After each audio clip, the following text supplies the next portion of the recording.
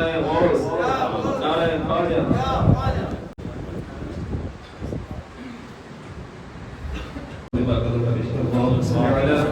سیدنا مولانا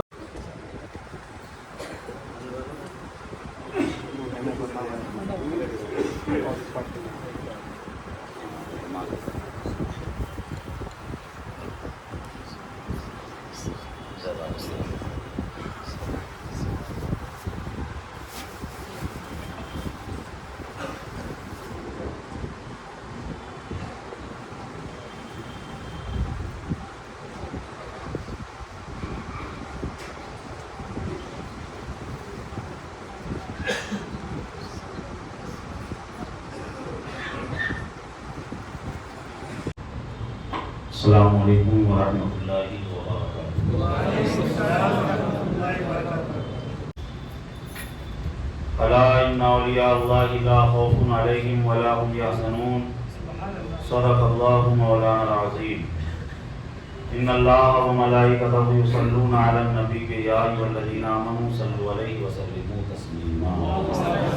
اللہم صل علی سیدنا مولانا محمد وآلہ وسلم، صلاۃ و سلام علیک یا رسول اللہ صلی اللہ علیہ وسلم۔ گناہ کے بعد جس آیت پاک کی تلاوت کی، مولا اس کے حوالے سے مجھے حق پیغام آپ تک پہنچانے کی توفیق عطا فرمائے۔ حضرت مفتی ندیم صاحب قبلہ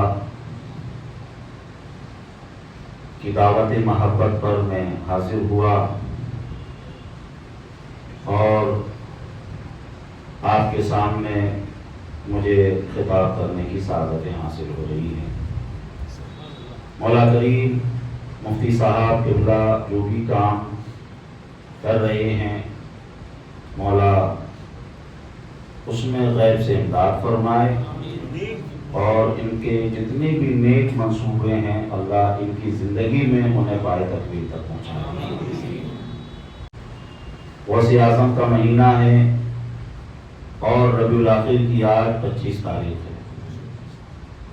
کچھ باتیں انشاءاللہ میں بھی سرکار بغداد رضی اللہ تعالیٰ عنہ کے حوالے سے پیش کرنے کی کوشش کروں گا۔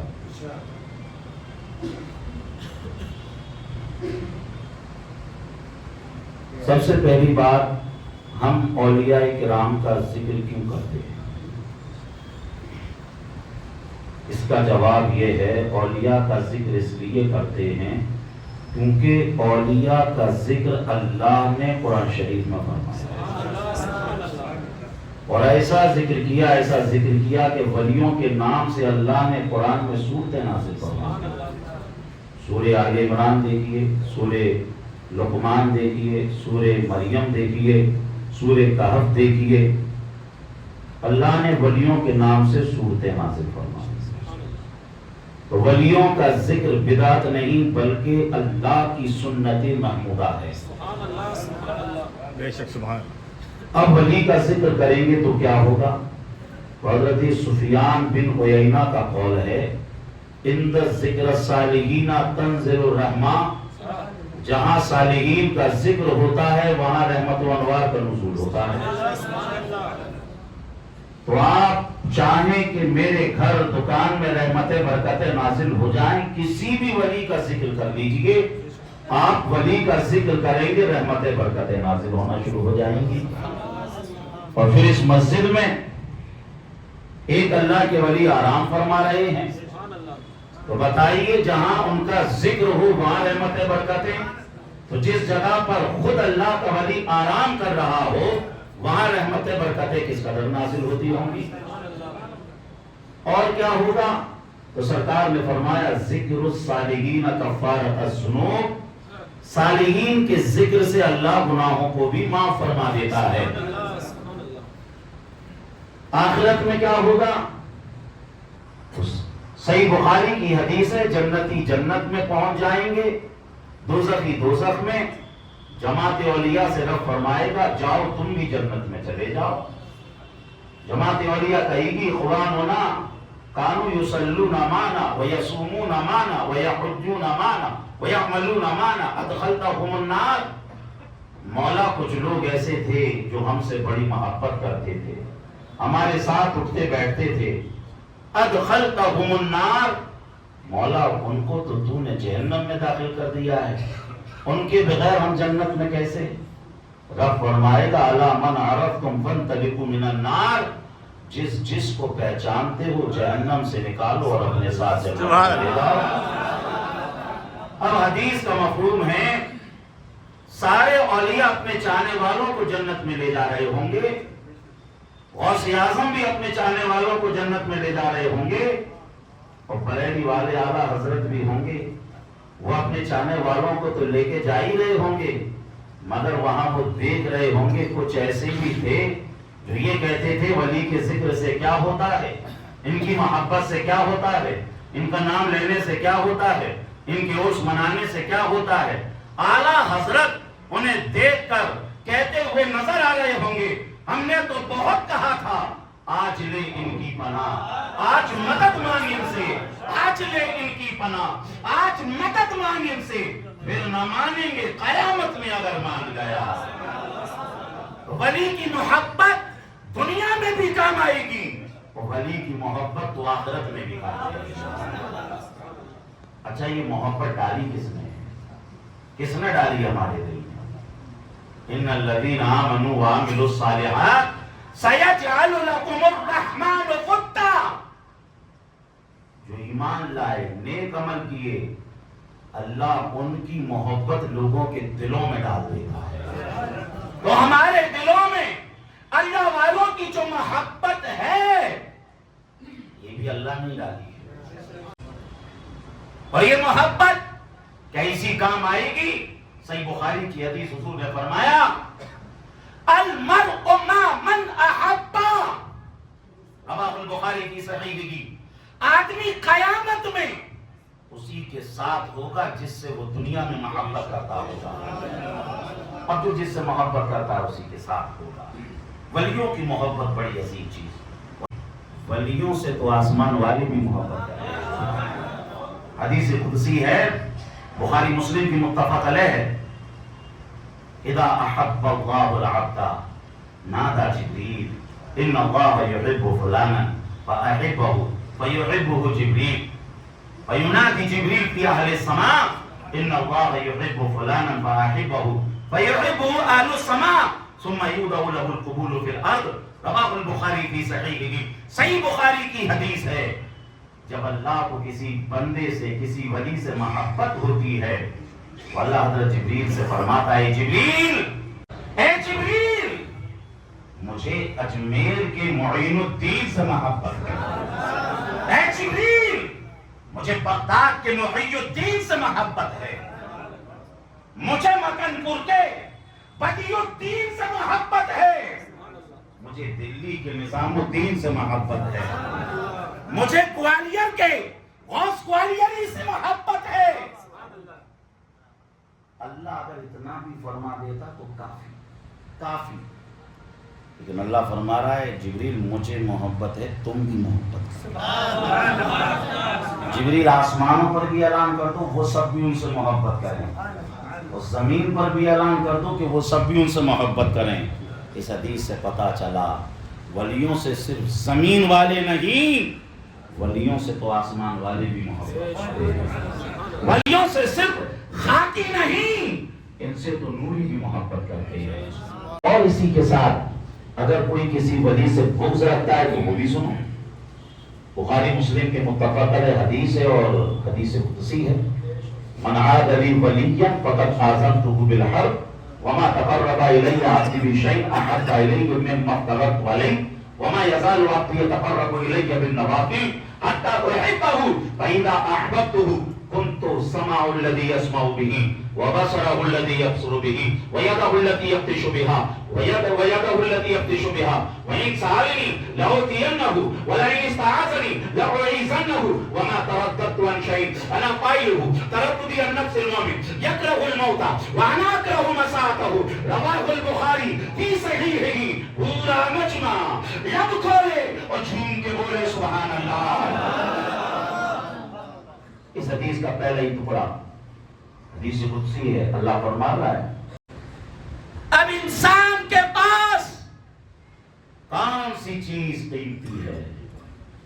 اس کے ہاتھ پہ دل، گردے، کڈنی یہ قیمتی نہیں. انسان کے پاس سب سے قیمتی چیز ہے تو اس کا ایمان ہے. یہ ولیوں کی شان، یہ ولیوں کا مقام، یہ ولیوں کا مرتبہ.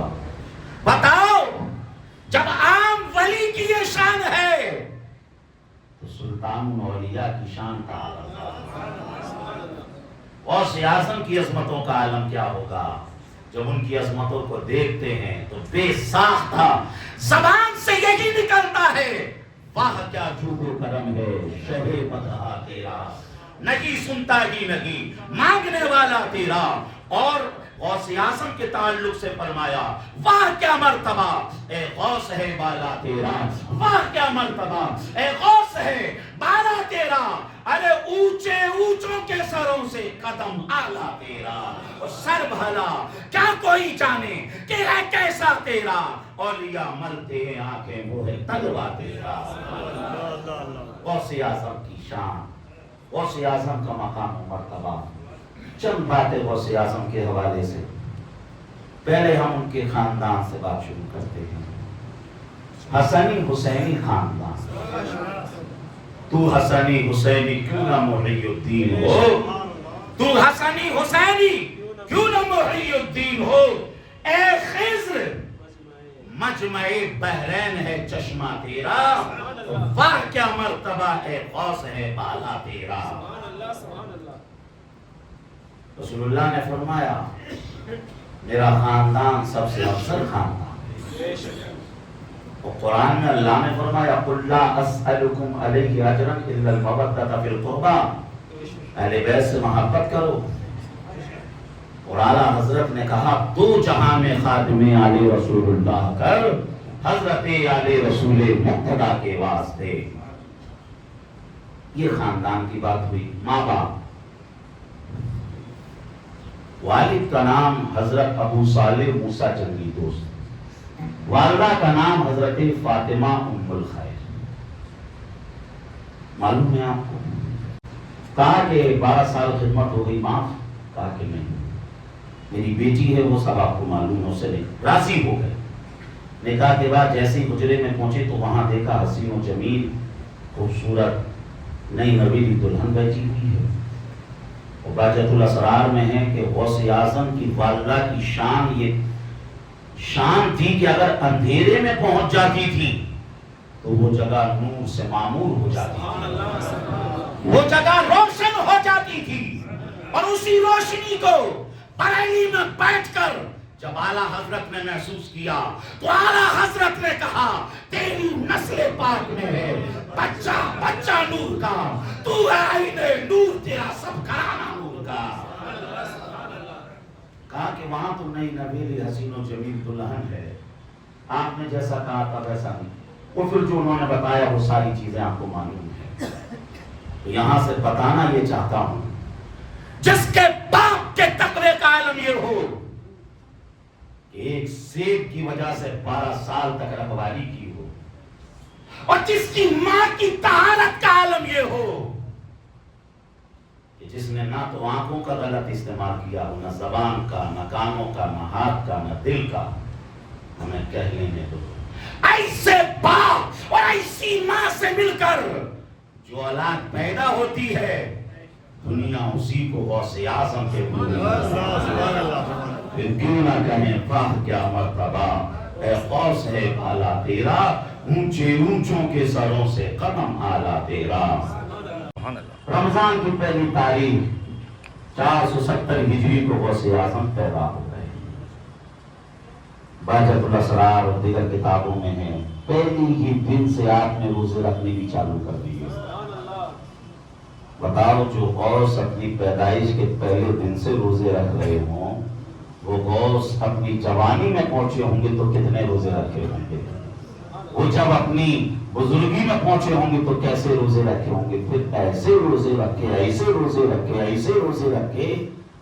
رب فرماتا ہے عبدالقادر تجھے میری قسم کچھ کھا تو لے، تجھے میری قسم کچھ پی تو لے. اعلیٰ حضرت نے کہا قسمیں دے دے کے کھلا کھلاتا ہے پلاتا ہے تجھے، قسمیں دے دے کے کھلاتا ہے پلاتا ہے تجھے، پیارا اللہ چاہنے والا تیرا، واہ کیا مرتبہ غوث ہے پالا تیرا۔ عزیزان محترم، اس کے بعد ماں باپ نے بڑے اچھے طریقے سے پرورش کی، نام عبد القادر رکھا۔ یہ بھی یہاں سے ہمیں سبق مل رہا ہے، نام اچھے رکھیں۔ اور جب غوث اعظم پڑھنے پڑھانے کی منزل میں پہنچے تو الحقائق فی الحدائق کے اندر یہ روایت موجود ہے، وہ 18 پارے حفظ والی روایت، وہ بھی آپ نے سنی ہے، سنیے آپ، معلوم ہے آپ کو۔ استاد نے کہا جب تم نے ان پاروں کو ماں کے پیٹ میں حفظ کر لیا تو عبد القادر میں اس لائق نہیں کہ میں تمہیں پڑھاؤں، بلکہ مجھے تو خود تم سے پڑھنے کی ضرورت ہے۔ اب جو بھی استاد نے کہا ہوگا اس کا مفہوم یہی ہوگا، یا یوں کہہ لیں زبان حال سے استاد نے کہا واہ کیا مرتبہ غوث ہے والا تیرا، اونچے اونچوں کے سروں سے قدم والا تیرا۔ اس لیے اپنے بچوں کو نبی کی محبت سکھا دیں، اہل بیت کی محبت ان کی سینوں میں ڈال دیں، قرآن انہیں سکھا دیں۔ یہ سکھا دو گے تو یہ 3 چیزیں ان کو سب کچھ سکھا دیں گی۔ 18 سال کے ہو گئے، غوث پاک ماں سے اجازت چاہیے اور نکل گئے بغداد کے لیے پڑھنے کے لیے۔ یہاں سے بھی سبق مل رہا ہے کہ پڑھنے بھی جانا چاہیے، لیکن کہا کہ بیٹا جھوٹ مت بولنا۔ یہ واقعہ وہ ڈاکو والا آپ نے سب سنا ہے، مگر اس سے جو سیکھنے والی باتیں ہیں وہ سیکھنے والی باتوں کو ہم نے نہیں سیکھا۔ وعدہ ماں کا کیسا پورا کیا؟ قرآن نے کہا اوفوا بالعہد، وعدہ پورا کرو جب وعدہ کر لو کسی سے تو۔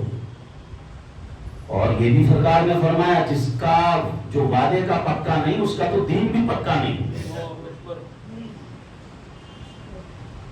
جھوٹ کے تعلق سے لعنت اللہ علی الکاذبین، جھوٹوں پر اللہ کی لعنت ہوتی ہے۔ یا ایھا الذین آمنوا اتقوا اللہ وکونوا مع الصادقین، سچوں کے ساتھ ہو جاؤ، سچ بولو، سچوں کے ساتھ ہو جاؤ، اور اگر سچوں کے ساتھ رہو گے تو پھر تم بھی سچ ہی بولو گے۔ عربی کا مقولہ ہے الصدق ینجی والکذب یہلک، سچائی میں نجات ہے اور جھوٹ میں ہلاکت ہے۔ تو بہرحال غوث اعظم نے ماں کے وعدے کو نبھایا اور بتا دیا کہ یہ اتنے دینار میرے پاس ہیں۔ ربنا آتنا فی الدنیا حسنۃ وفی الآخرۃ حسنۃ وقنا عذاب النار وقنا عذاب القبر وقنا عذاب الحشر وقنا عذاب الدین وقنا عذاب الدارین۔ ان اللہ وملائکتہ یصلون علی النبی یا ایھا الذین آمنوا صلوا علیہ وسلموا تسلیما۔ اللهم صل علی سیدنا مولانا محمد وآلہ وسلم صلاۃ وسلام علیک یا رسول اللہ صلی اللہ علیہ وسلم۔ سبحان ربک رب العزۃ عما یصفون وسلام علی المرسلین والحمد للہ رب العالمین بحمد لا الہ الا اللہ۔